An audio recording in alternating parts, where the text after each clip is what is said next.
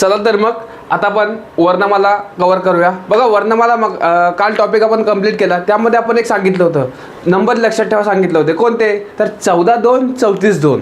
कोणते नंबर सांगितले होते? 14 2 34 2. हे काय आहेत? तर 14 स्वर आहेत आपले, 2 स्वरादी आहेत,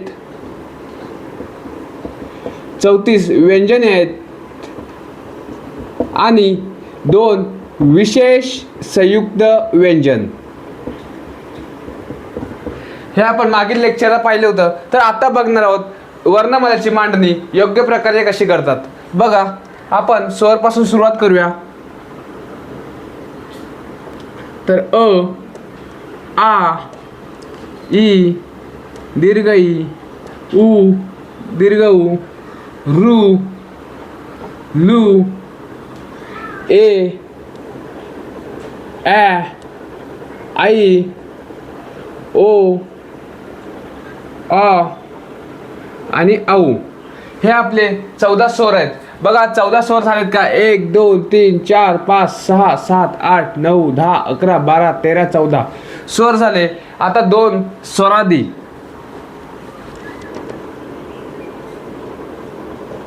कोणते कोणते? तर अनुसार आणि विसर्ग. अनुसार आणि विसर्ग हे स्वरादी. आता आपण व्यंजने बघणार आहोत. व्यंजने बघा, व्यंजनेमध्ये आपल्याला अल्पप्राण, महाप्राण, अजून कठोर, मृदू, अर्धस्वर हे सगळ्यांची मांडणी करायची आहे लक्षात राहण्यासाठी.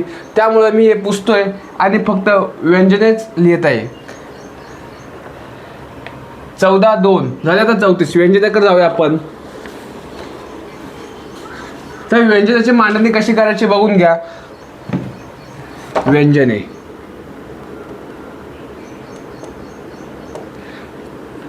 लक्षात कसे ठेवायचे सांगितलं होतं. कसं?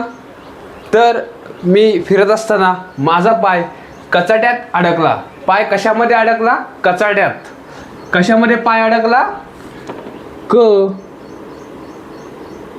खालून सुरुवात करतो. पाय कशामध्ये अडकला? कचाट्यात.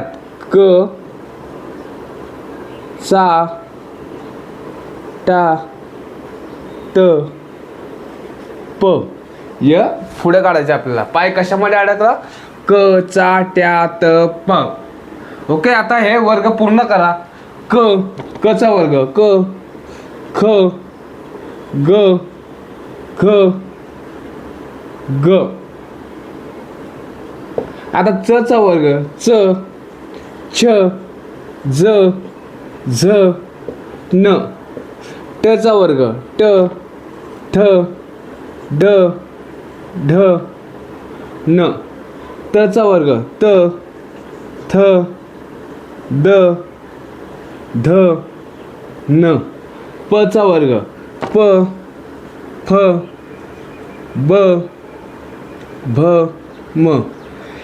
हे झाले आपले 5 वर्ग. आता य ची मांडणी करत असताना य इथून लिहायचं. बघा य, र, ल, व. ह्याच्यानंतर श. तर यच्या पुढे क्ष लिहायचं. क्ष, क्ष आणि स. आणि आपण पाहिला होता ह हा महाप्राण ह आणि ळ आपण स्वतंत्र वर्ण पाहिला होता. तर ल ची मांडणी आपण पुढे करूया. हे बघा वर्णमालेची मांडणी अशा प्रकारे करायची. आता मांडणी झाली. आता यामध्ये आपण बघणार आहोत यामध्ये अल्पप्राण कोणते आहेत, महाप्राण कोणते आहेत. तर बघूया.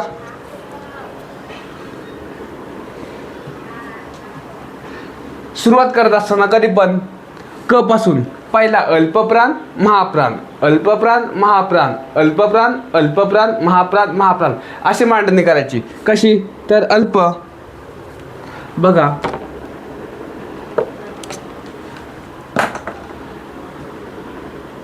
थांबा 1 मिनिट.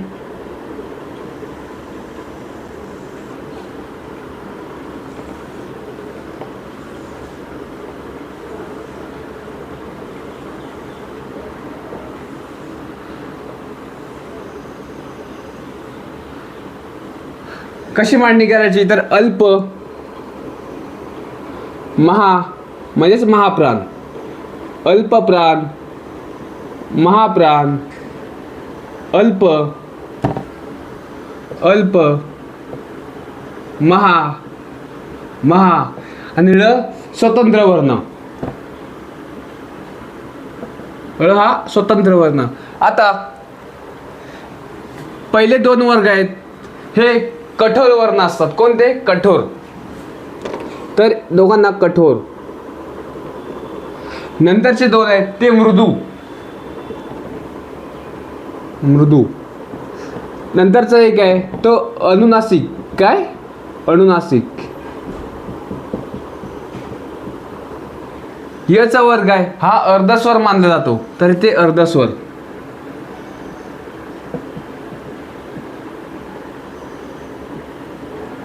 क्ष, क्ष, स हे उष्मे वर्ण आहेत.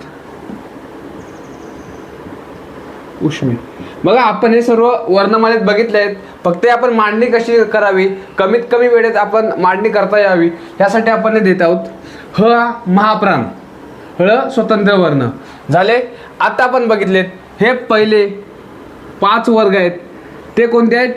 स्पर्श व्यंजने किंवा स्फोटक व्यंजने. स्पर्श किंवा स्फोटक. एकूण 25 वर्ण. तर समजलं अल्पप्राण कोणते, महाप्राण कोणते, त्यानंतर कठोर वर्ग कोणता, मृदू वर्ग कोणता, अनुनासिक वर्ग कोणता आणि स्पर्श किंवा स्फोटक व्यंजने कोणते. तर हे आपले 34 व्यंजने झालेले आहेत. आता याच्यानंतर राहिले विशेष संयुक्त व्यंजन. कोणते? विशेष संयुक्त व्यंजन. तर क्ष आणि ज्ञ. क्ष आणि ज्ञ हे दोन विशेष संयुक्त व्यंजन आहेत. तर अशा प्रकारे आपली 14-2, 34-2 अशी वर्णमाला पूर्ण झालेली आहे. तर बघा ह्यामध्ये तुम्ही बघून घ्या.